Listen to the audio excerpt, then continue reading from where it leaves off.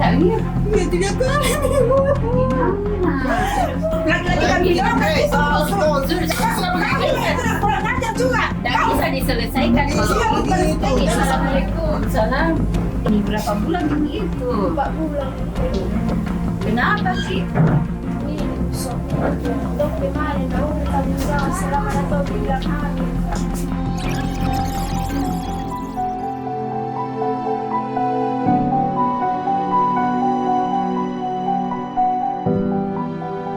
Ya, itulah beberapa kasus yang sering kami terima di shelter warga. Ada banyak jenis-jenis kasus yang sering datang melapor ke tempat kami. Di antaranya ada kasus perebutan hak asuh anak, juga ada KDRT, ada kasus pelecehan seksual, ada kasus anak, ada kasus perkawinan anak, dan terkadang juga kami melakukan advokasi layanan kesehatan untuk para perempuan. Nah, untuk memudahkan masyarakat melapor ke shelter warga, itu kami menyiapkan layanan aduan. Di sini ada nomor HP yang bisa dihubungi, namun bisa juga langsung ke shelter warga.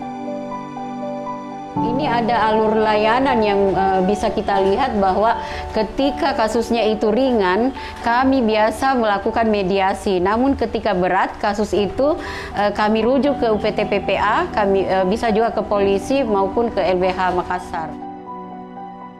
Ada satu kasus yang menurut kami itu sangat menarik, ketika ada orang bertetangga terjadi selisih paham di mana sang mertua ini mendapat kabar dari anak bahwa suaminya mendapatkan semacam sentuhan oleh ibu kosnya, di mana ibu kos melakukan memberikan minyak kepada pipi si menantu karena terlihat dia sakit gigi. Nah, dari situ si mertua ini menyebarkan berita ke tetangga sekitar bahwa ibu kos ini melakukan perselingkuhan dengan menantunya. Nah, akhirnya ibu kos kemudian melapor ke polisi bahwa dia dicemarkan nama baiknya. Nah, mendengar berita ini, kami sebagai shelter warga melihat dari sisi bagaimana hubungan sosial ke depannya ini, kemudian meminta kepada pihak kepolisian untuk melakukan mediasi, dan akhirnya kami diberi kesempatan dan kami menemui korban dan pelaku, kemudian meminta mengingatkan kedua belah pihak bahwa ketika kita bertetangga tidak seharusnya kita melapor ke polisi jika memang ada jalan lain yang bisa ditempuh. Dan alhamdulillah korban mengizinkan untuk kami melakukan mediasi dengan satu syarat.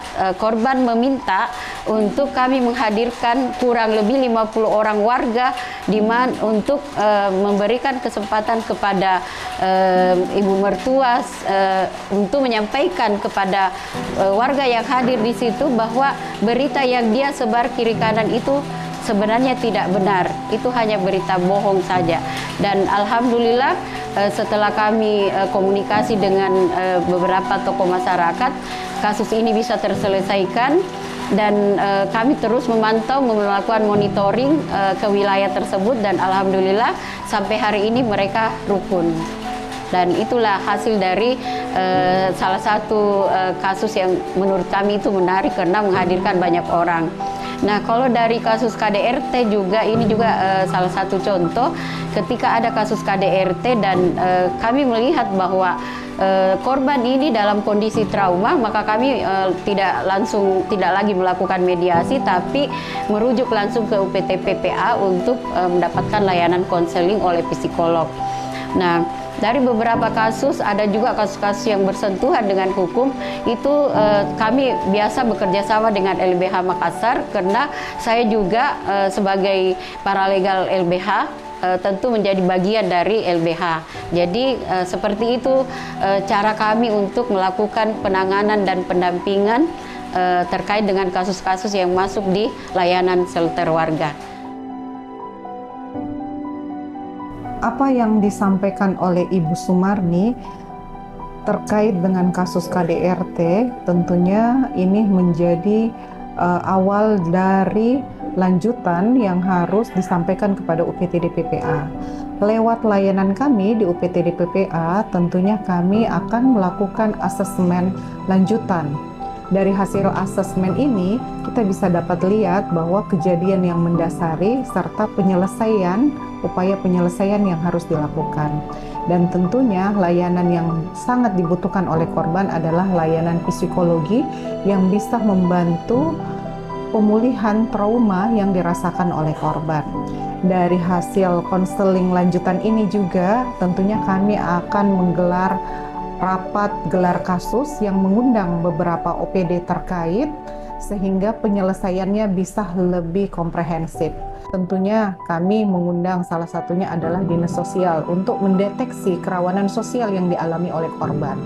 Termasuk di dalamnya juga kami mengundang beberapa OPD, Dinas Pendidikan, Dinas Kesehatan, serta dinas-dinas lainnya atau stakeholder lainnya yang bisa membantu untuk penyelesaian masalah. Tentunya dengan layanan yang telah kami lakukan ini membutuhkan payung hukum yang lebih kuat, salah satunya adalah lewat Peraturan Wali Kota Makassar terkait dengan layanan pendukung restoratif justice.